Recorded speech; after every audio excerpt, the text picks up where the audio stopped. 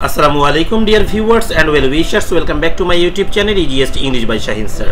প্রিয় নবম শ্রেণীর শিক্ষার্থী বন্ধুরা, আজকে আমি তোমাদের সঙ্গে আলোচনা করছি 6.3.2.1। ওকে, এখানে আমাদের যে কাজটি করতে হবে সেটি হলো 6.3.2 যে টেক্সটটি ছিল আমাদের কম্পেয়ার এন্ড কন্ট্রাস্টের, okay, organic and non organic ফুডের এই টেক্সটটি আবারও পড়তে হবে। ওকে, এই টেক্সটটি আমি এখানে আর পড়ছি না, কারণ অনেক লম্বা একটি টেক্সট পড়তে গেলে অনেক সময় লাগবে। তোমরা যারা 6.3.2 এর ভিডিওটি আমার দেখোনি তারা একটু দেখে নাও, তাহলে তোমাদের জন্য এই ভিডিওটি বোঝা ইজি হবে। ওকে, এখানে গিয়ে তোমাকে যে কাজটি করতে হচ্ছে, দেখো, read the essay again। ওকে, উপরে যে এসেটা রয়েছে এটা আবারও পড়তে হবে। and identify the following characteristics, নিচের বৈশিষ্ট্যগুলোকে খুঁজতে হবে of a compare and contrast essay, compare এবং contrast essay in the text, then describe them with example sentences, এবং এটাকে বর্ণনা করতে হবে আমাদের কি উদাহরণ দিয়ে in the second column next to their names। ওকে, অর্থাৎ এই কলামের ভিতরে। ওকে, প্রথমে দেখো নেম অফ দ্য পার্ট দিয়েছে কি দ্য কম্পেয়ার্ড সাবজেক্ট, এখানে সাবজেক্টটাকে কম্পেয়ার দিয়ে এটা কিন্তু অ্যান্সার করে দিয়েছে, one is done for you, সেটা আমরা বুঝবো আগে। এই অনুযায়ী পরে এগুলো আমাকে অ্যান্সার করতে হবে। The increase can be attributed to the views of many consumers that organic foods are safer, tastier and healthier than inorganic foods. এটা কিন্তু হুবহু আমরা টেক্সট থেকে নিয়েছি। দেখো এইটা লাইন কিন্তু হুবহু আছে, চলো একটু তোমাদেরকে দেখিয়ে দিই আমি। এই যে দেখো, এই জায়গাটা থেকে পুরো হুবহু আছে, এই যে এই জায়গা থেকে। ওকে, একদম পুরো হুবহু আছে, দ্য ইনক্রিজ ক্যান অ্যাট্রিবিউট। ওকে, তারপরে 2 নম্বর লাইন থেকে এটা হুবহু তুলে দিয়েছে। সো এটা আমাদেরকে তুলতে হবে হুবহু, কিন্তু আমরা কি করব, এখানে মুখস্থ করতে যাব না, এগুলা শুধু এখানে বুঝিয়ে দিব। দেখো ফ্রম দিস সেন্টেন্স, এই সেন্টেন্স থেকে উই আন্ডারস্ট্যান্ড, আমরা বুঝতে পেরেছি that the essay compares and contrast.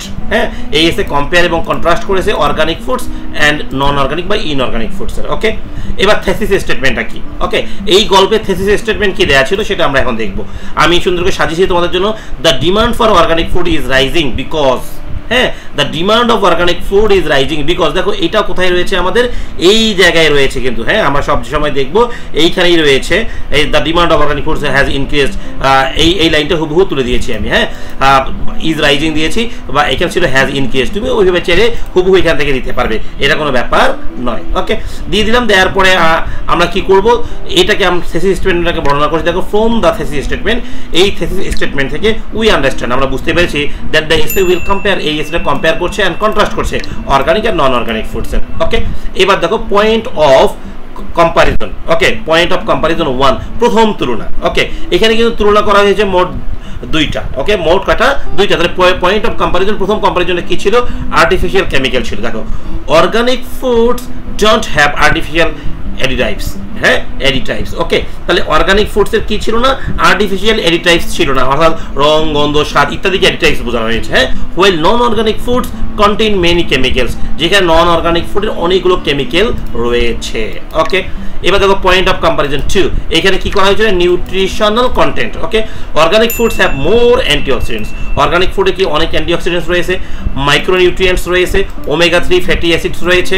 Okay, then non organic foods তুলনায়। সো এইবার দেখবো দ্য টাইপ অফ স্ট্রাকচার, এইটার স্ট্রাকচার কেমন ছিল। আমরা কিন্তু শুরুতেই পড়েছিলাম 2 ধরনের এসে, হ্যাঁ, পয়েন্ট বাই পয়েন্ট স্ট্রাকচার আর ব্লক স্ট্রাকচার। এটা কিন্তু পয়েন্ট বাই পয়েন্ট স্ট্রাকচার, কারণ এখানে পয়েন্ট বাই পয়েন্ট কিন্তু আলোচনা করা হয়েছে।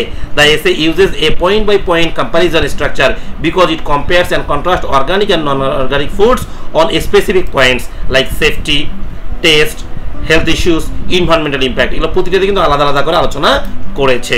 প্রিয় শিক্ষার্থী, দেখো এবার লাস্ট আমি দিচ্ছি the writers opinion.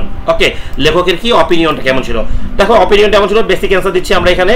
The writer has not explicitly stated their opinion in the text। হ্যাঁ, এখানে কিন্তু সরাসরি কোনো তার অপিনিয়ন দেয় নাই। Instead the text presents information based on research and evidence, বরং এই টেক্সটটা আমাদের তথ্য দিয়েছে কি গবেষণা এবং সাক্ষ্য প্রমাণের মাধ্যমে। প্রিয় শিক্ষার্থী, এই যে এই দিকের পার্টগুলো দিলাম, এগুলো বিভিন্ন গাইড তোমাদের বিভিন্ন রকম অ্যান্সার দিবে, তবে আমি যে অ্যান্সারগুলো দিয়েছি নিঃসন্দেহে তোমরা এগুলো গ্রহণ করো, এগুলো নিখুঁত রয়েছে, নির্ভেজাল রয়েছে। আমার পরবর্তী ভিডিও দেখার সবাইকে আমন্ত্রণ জানিয়ে আজকের মতো এখানে শেষ করছি। সবাই ভালো থাকো, আল্লাহ হাফেজ।